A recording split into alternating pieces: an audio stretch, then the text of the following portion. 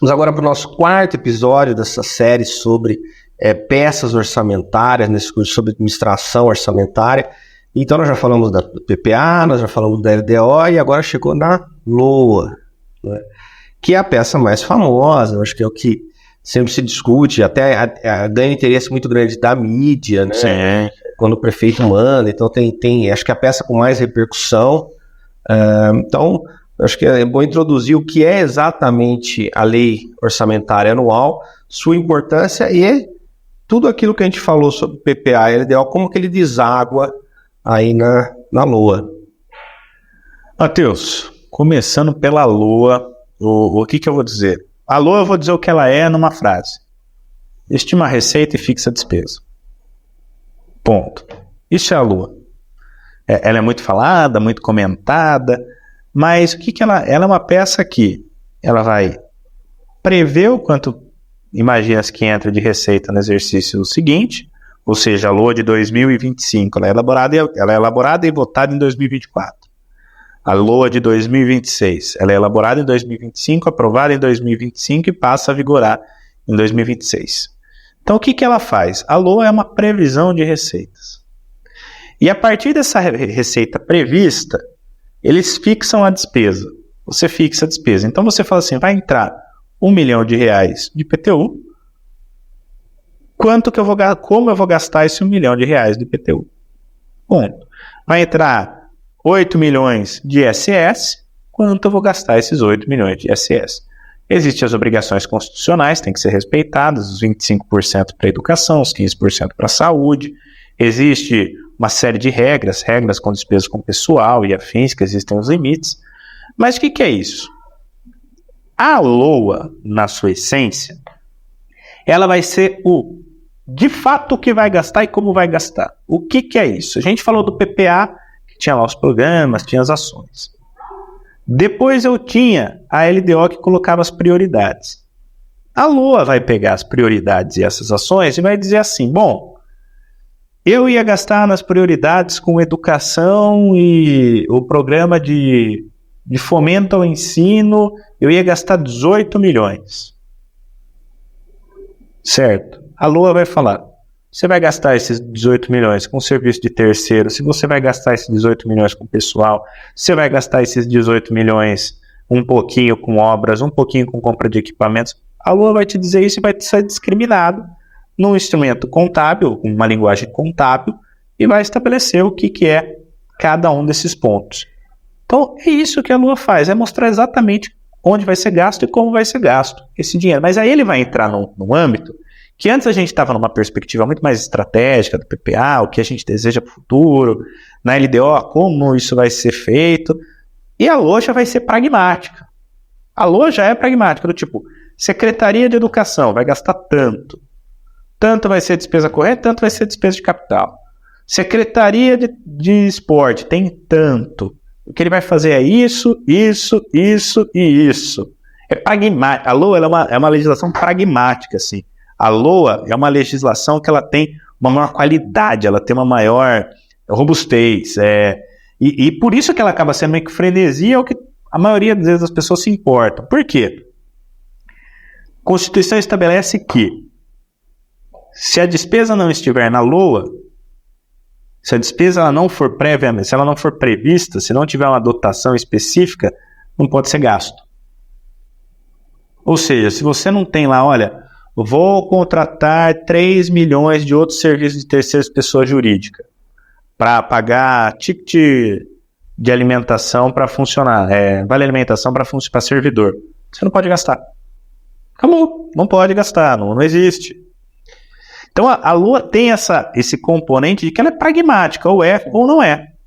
É algo muito interessante, né, que a gente falou em outro treinamento aqui, quando a gente falou de preenchimento de cargo, né, muito da questão do conceito clássico de administração gerencial, né, estratégico, tático e operacional. E a gente falou com relação a cargo, mas aqui é exatamente isso, né? Você tem o PPA, que é o estratégico, você tem a LDO, que ela é o nível tático, como a coisa vai acontecer, e agora é o nível operacional mesmo. Né? Então, talvez por isso receba mais atenção, porque é onde é perceptível. Exato. Você não tem uma operação de qualidade se você não tem um tático ou uma estratégia desenhada. Né? Eu acho que O principal problema que a gente vê é que às vezes muita atenção na Lua e esquece dos outros dois que vão estar desaguando ali. Agora, uma estratégia mal feita, um tático mal feito, que você não tem como ter uma Lua bem feita. Exatamente. E ainda existe, por exemplo, a gente trabalha com um sistema no Brasil, vamos dizer, o mundo ideal é a ideia do orçamento programa. Então a gente vai ter os programas estabelecidos no PPA, a gente vai ter ali as prioridades eleitas na LDO junto com os anexos de métodos fiscais e o anexo de riscos fiscais, e a LOA deveria ser o quê? Construída observando tudo isso. Qual que é a realidade da LOA no Brasil? A pessoa senta, tem um orçamento, vamos supor aí, eu vou elaborar o orçamento de 2024, 2025.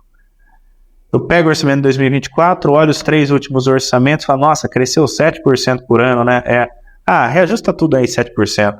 Tem até alguns softwares de prefeitura que eles já vêm com a opção de você, na hora que você vai elaborar o orçamento, falar, você deseja atualizar o orçamento anterior? Em quantos por cento? Nada, né? Que é o que a gente chama da técnica do orçamento incremental, que é você pega a despesa do exercício anterior e fala assim, 10%, aí o pessoal joga 10%, porque fala, a receita vai crescer 10%, só que a pessoa não reavalia Aonde pode ir? Aonde vai. Então, por exemplo, é normal você ver todas as mudanças, você estabelecer isso, e depois você fazer uma série de mudanças de orçamento, porque você não previu da maneira exata. E aí é uma outra coisa que o Tribunal de Contas pega no pé, que é o excesso de movimentação orçamentária. Porque ele falou, prefeito, você fala que se planejou, você fez um PPA, você fez uma LDO, você fala que elegeu prioridades, elegeu isso, só que você movimentou 50% do orçamento, por quê? Então, assim, dentro daquilo que você previu, você alterou 50% do que estava previsto, por quê?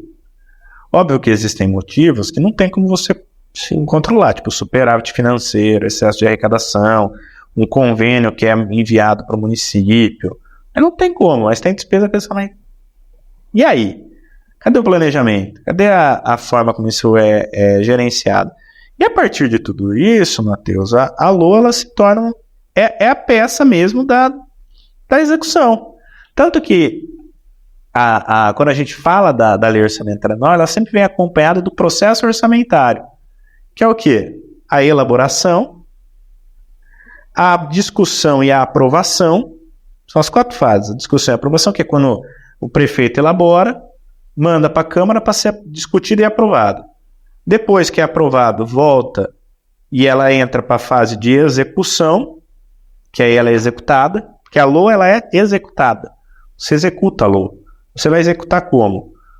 Empenhando, liquidando, pagando, dentro daquelas dotações orçamentárias.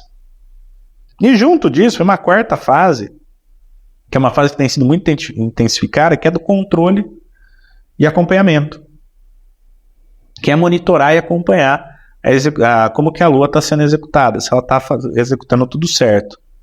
A LOA tem algumas características que a gente tem que falar, que é o seguinte, dentro do orçamento público, dentro da lei orçamentária anual, ela tem o princípio da exclusividade. Então ela só pode falar de orçamento público. Já teve casos que eu acompanhei de prefeituras que tenta passar alguma coisinha grudada na LOA. Então joga ali Nosso jabuti. os jabutis. A LOA não pode. A LOA, inclusive, pode dar problema de improbidade. Improbidade ou de inconstitucionalidade, a LOA pode até entrar aí com uma ação direta de inconstitucionalidade contra uma LOA que não trate só do orçamento. As 2 coisas que ela autoriza, que ela pode ter. Autorização para abertura de crédito suplementar. Então ela pode ter autorizado. O que é o crédito suplementar? É um instrumento de retificação do orçamento. A gente sabe que ninguém tem bola de cristal. Só que aí o legislativo fala assim, olha, prefeito, você pode alterar 10% da sua LOA do jeito que você quiser, tá? Sem se preocupar com a gente, sem se preocupar com o legislativo. Às vezes é um negocinho que errou, uma coisinha que não ficou legal, e boa.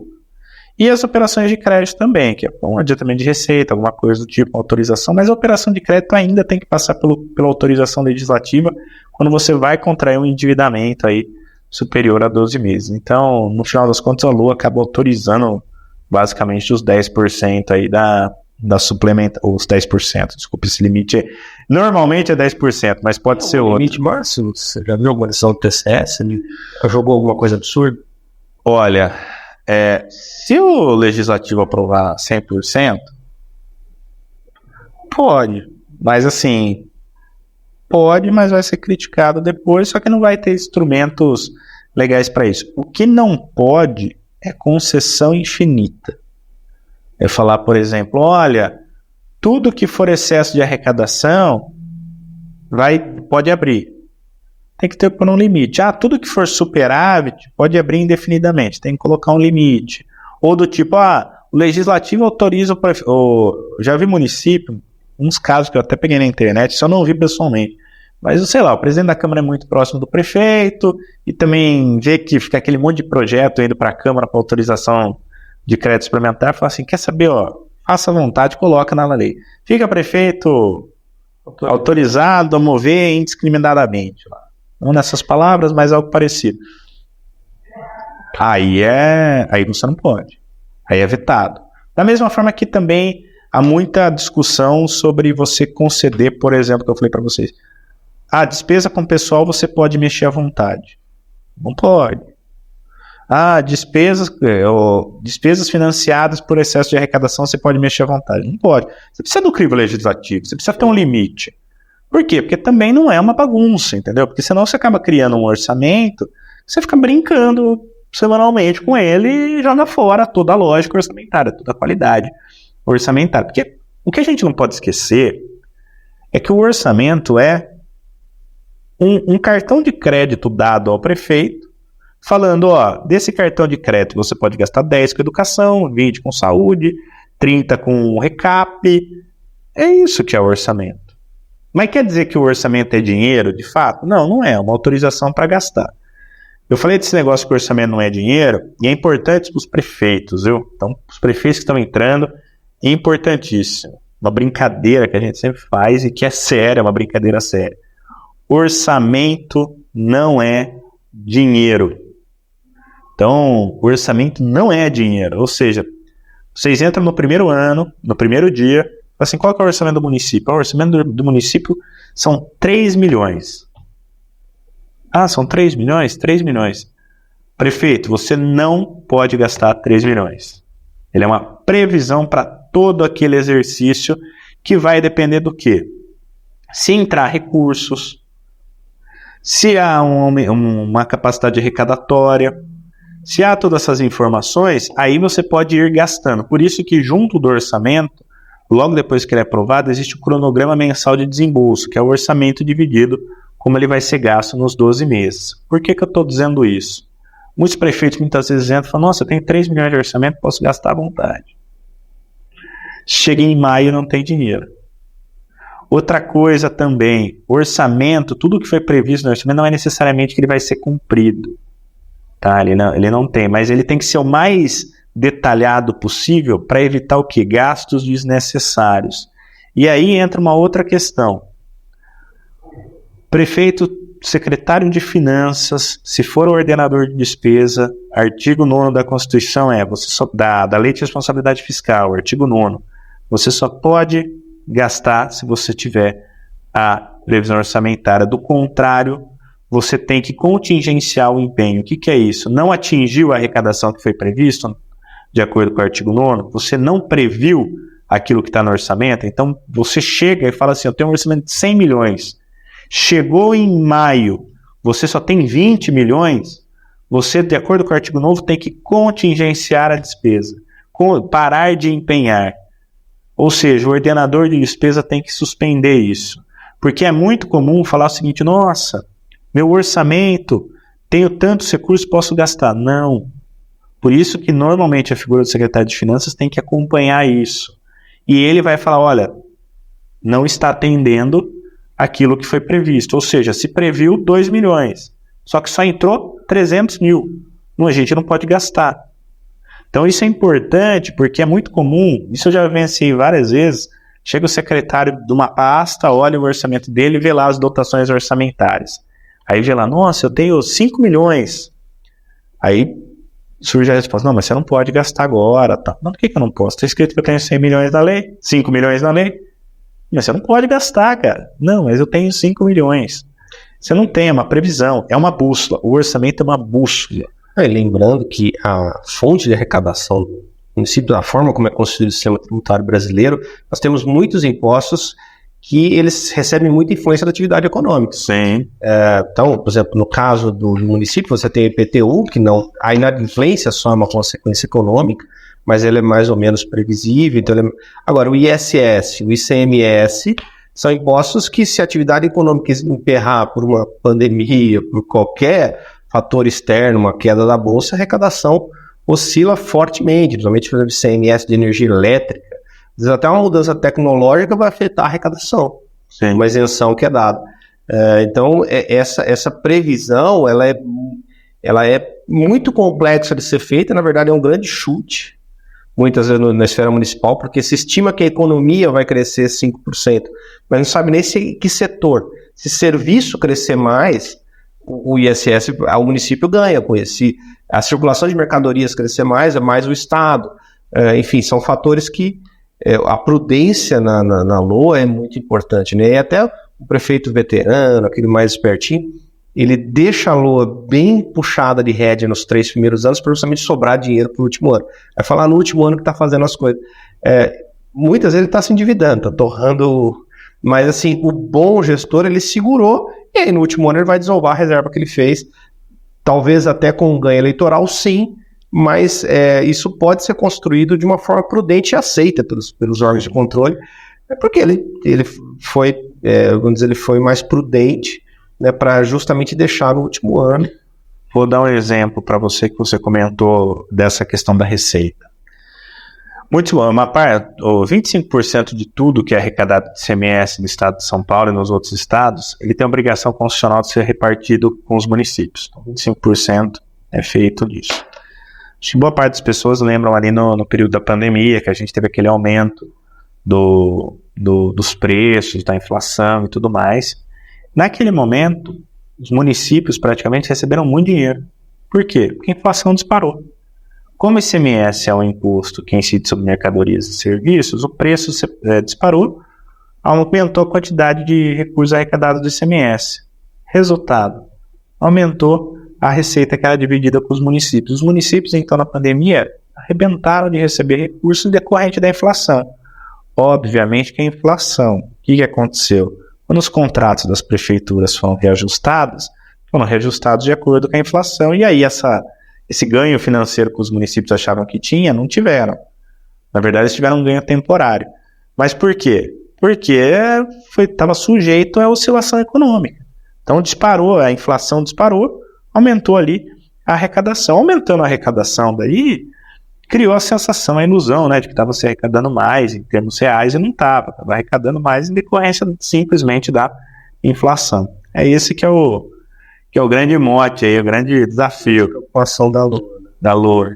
E na pergunta que a gente fez para os outros, vamos fazer para esse. Uma LOA mal feita, qual o grande problema que pode gerar para os prefeitos e secretários? Uma LOA mal feita, ela pode gerar excesso de movimentação orçamentária, pode gerar atrasos ao longo do orçamento, que muitas vezes, por exemplo, se ainda for algo que foi previsto errado, o prefeito pode movimentar por decreto. Mas se não foi nem previsto, ele tem que abrir crédito especial na Câmara. Então ele tem que mandar lei na Câmara e às vezes perde 15, 20 dias de atividade. Só que pior do que uma LOA mal feita, pior para o prefeito, é uma LOA mal acompanhada, mal monitorada. Por quê? Porque a história que eu falei o prefeito olha e falou, nossa, eu tenho 100 milhões. E aí torra achando que tem 100 milhões, faz os empenhos. E aquele ano, uma pandemia, qualquer coisa do tipo, faz cair para 50 milhões a arrecadação. Ou seja, pior que a LOA mal feita, é mal acompanhada e mal monitorada. Então eu já vi casos de, por exemplo, falar assim, mas às vezes o secretário de Finanças fala, não, mas agora que viu o problema é quando a LOA foi feita, não interessa. Quando a LOA foi feita é um cenário, tem que acompanhar, tem que averiguar, o acompanhamento da LOA tem que ser diário. E aí o ordenador de despesas tem que falar, eu vou parar de gastar. Então, assim, pior para o prefeito é a LOA não acompanhar, é a LOA que não é monitorada, não é acompanhada, não está vendo a qualidade do gasto, porque aí pode levar a déficit orçamentário, déficit financeiro, pode levar a uma série de desequilíbrios, pode levar a não pagamento de fornecedor, porque aí fica sem dinheiro, vai empenhando e fica sem dinheiro. Ou seja, é pior uma LOA mal acompanhada. Então, o prefeito que entra primeira pergunta que você tem que fazer: quem é o responsável por acompanhar as suas receitas e despesas? Quem é o responsável disso? Então, olha, é o secretário de Finanças que é o meu ordenador de despesa? Então, cobre dele o acompanhamento diário, porque você pode vir a ter problemas. Então, esse é um ponto crucial. E o orçamento mal feito também pode gerar atrasos à administração. No meio do caminho fala, poxa, mas eu falei que eu ia fazer tal serviço. Só que não adianta o prefeito falar que deseja determinada despesa em dezembro, porque a LOA já está na Câmara em dezembro, já está em novembro na Câmara. Isso tem que ser pensado em julho, agosto, no máximo setembro, porque normalmente as datas de entrega da LOA acaba sendo setembro. Então tem que tomar esse cuidado. Então a LOA mal feita pode gerar atrasos. A LOA mal monitorada, com os secretários dando despacho, dando despesa, colocando despesas goela abaixo, qualquer coisa do tipo, pode gerar prejuízos sérios, não só para o prefeito, mas para a coletividade. Mesmo porque, né, você compõe um governo com secretários muitas vezes ligados à atividade fim, ou atividade meio. Então ele quer gastar. O secretário de saúde, eu já participei de reuniões até muito difíceis, não, mas é importante isso, tudo em administração pública é importante. Principalmente na saúde, né? Na saúde. Aí fala, como que nós não vamos gastar com isso? Tem que conseguir o dinheiro. Então, como se a LOA fosse o grande inimigo, como você não me traz dinheiro para minha pasta? E tudo é importante. E você corre isso de queimar os seus recursos no primeiro semestre e faltar no final. Você perder a corrida, porque justamente perder a cadência orçamentária.